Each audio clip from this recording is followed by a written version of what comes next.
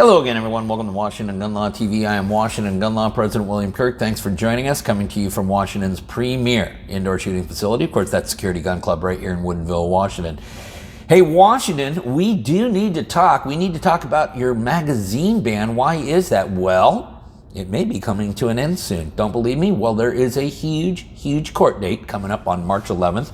We're going to talk about that. We're also going to talk about that if everything goes according to plan, we might actually have a Freedom Week that starts around that time. Could it be possible that you might be able to go out and lawfully purchase high-capacity magazines again? Let's keep our fingers crossed. So today, we'll slow it down for a little bit. We'll geek out. We'll go through everything, and we'll talk about, is Washington's magazine ban sitting on death row?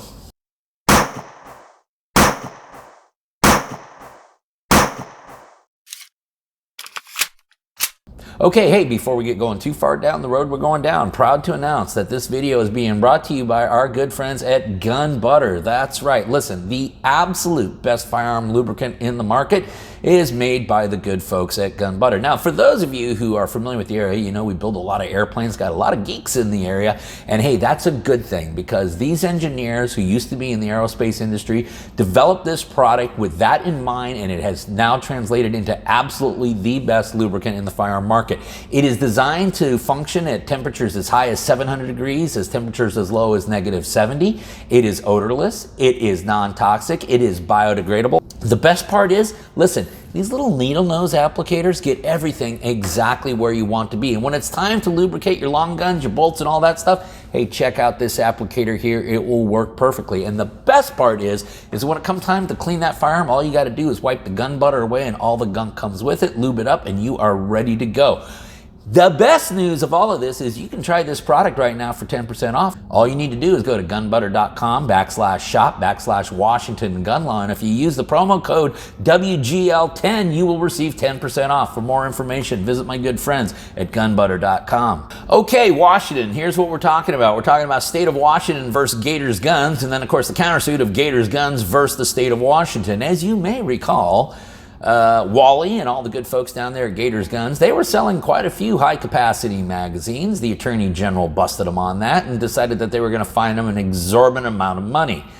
The good folks at Gator Guns got the silent majority on board, and they filed a countersuit in Cowlitz County saying, hey, you know what, Attorney General Ferguson, this law that you're trying to fine us under, yeah, we actually think it's unconstitutional. That led to a consolidation of both the main suit and the counterclaim. And the court, of course, has set this for a huge oral argument on all of these issues on March 11th at 9 a.m. in the Cowlitz County Superior Court. However, the court has indicated to both parties that the first issue that needs to be decided is, in fact, the constitutionality of 941-370 and 941-375. Put other terms, the constitutionality of Washington's magazine ban. Now, for those of you who geek out on the channel regularly, you know that we have gone through and done a pretty detailed report on Cowlitz County and how it has significantly shifted red over the last few years, and that also includes the bench. So Washington, unlike any of the other challenges to Washington's magazine ban, which was essentially akin to throwing rocks at the moon, in this particular case, we are in a jurisdiction where there is a real fighter's chance that we could prevail. And then, of course, if the plaintiffs were to prevail, the judge is likely to issue an injunction on this law, which means the enforcement of this law would be put on pause pending the outcome of the rest of this case. Now, the Attorney General's office will immediately crap their pants. They may try to file a direct appeal to the Court of Appeals. They may try to even go straight to the Washington State Supreme Court. But until that injunction was stayed by a higher court, RCW 9.41.370 as well as .375, the Washington State high-capacity magazine bans would be enjoined, which means those laws could not be enforced, which also means, yes, we could have a Freedom Week here next month in Washington State. If you are an FFL and you're sitting on some of this inventory that you were not able to dispense prior to the enactment of this ban, you may want to think about dusting it off. You may have an opportunity to legally sell this in the state of Washington sometime around March 11th.